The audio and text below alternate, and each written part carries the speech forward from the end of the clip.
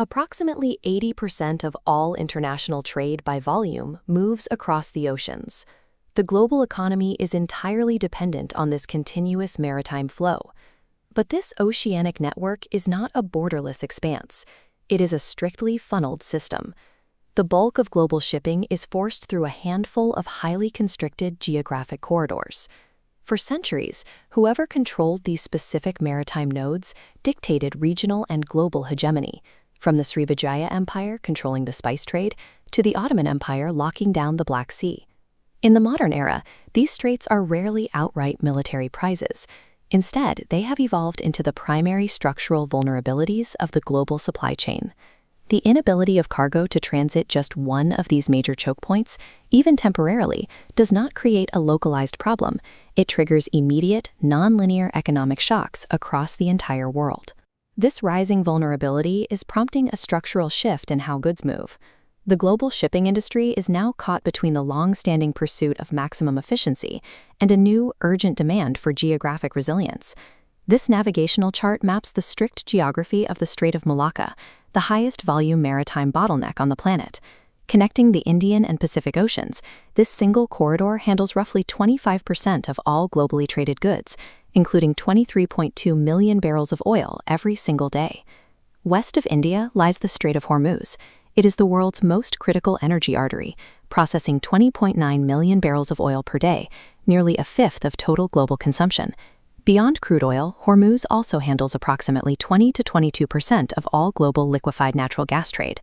Further west, the Suez Canal serves as the primary shortcut between Europe and Asia, carrying a baseline load of 12 to 15% of all global maritime trade volume.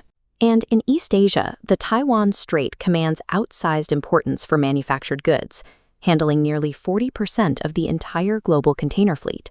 Trillions of dollars in physical assets traverse these specific routes, yet their capacity relies entirely on exceptionally fragile physical and geometric constraints. The Strait of Malacca is limited by its ocean floor. At its shallowest point, the strait is only 25 meters deep. This absolute physical limit dictates the strict Malacca Max vessel design for supertankers. Anything larger will run aground. By contrast, the Panama Canal is a freshwater lock system.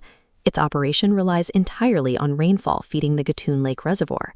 When severe El Niño-induced droughts drop those freshwater levels, the Canal Authority is forced to impose strict limitations, abruptly reducing both daily vessel transits and maximum cargo weights. The Suez Canal faces strict geometric constraints. Narrows in the canal reduce the width to just 225 meters, leaving zero margin for error, as demonstrated when a single megaship wedged completely sideways, freezing billions in trade. Archipelagic alternatives are equally hostile.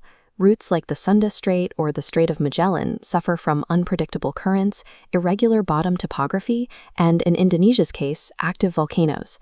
No matter how advanced the naval engineering of the cargo ship becomes, a supply chain's absolute maximum efficiency is dictated by the weakest physical attribute of the Earth's geography. Today, choke points rarely experience total physical closures.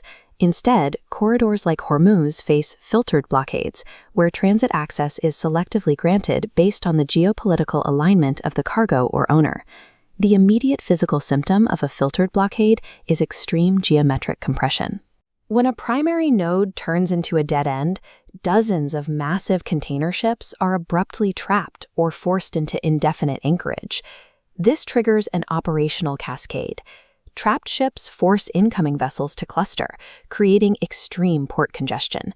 That congestion immediately stalls inland rail and trucking logistics, paralyzing the outbound network. The financial shock hits the carriers instantly.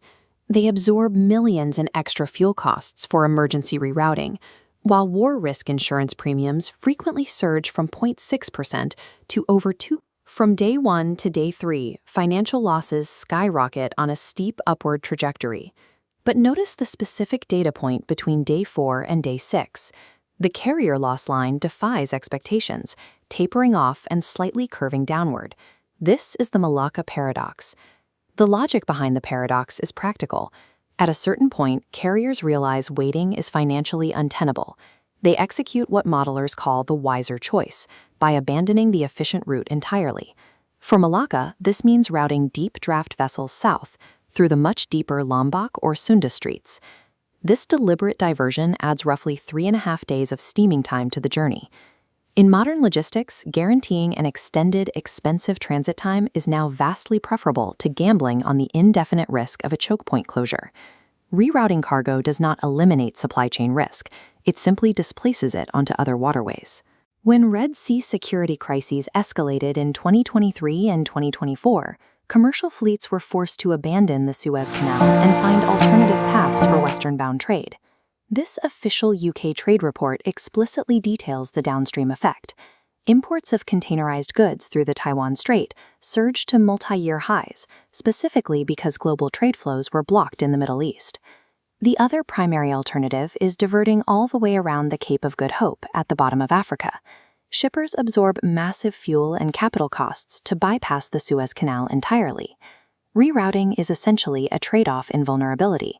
When one artery becomes too risky to transit, the sudden surge in volume into secondary corridors creates new hotspots of logistical strain and exposure.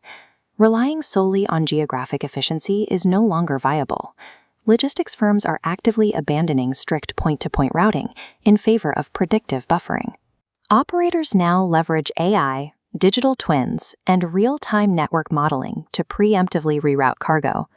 They expand regional warehouse inventories weeks before a crisis peaks to absorb the shock. The ultimate structural defense is the China Plus One strategy. Multinational corporations are deliberately diversifying their manufacturing bases away from single Asian hubs, establishing new, redundant clusters in ASEAN nations, India, and Mexico. In the Middle East, nations are investing heavily in overland bypass pipelines to reach open water. However, the current maximum capacity of these pipelines cannot physically replace the massive volume that flows through the Strait of Hormuz. As primary corridors fail, secondary waterways like the Turkish Straits and the Lombok Strait are rapidly becoming the essential strategic pillars of the next decade's maritime architecture.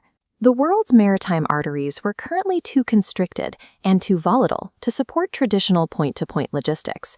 Economic survival now depends on active network re-engineering, integrating predictive buffering and structural bypasses into the very core of global trade.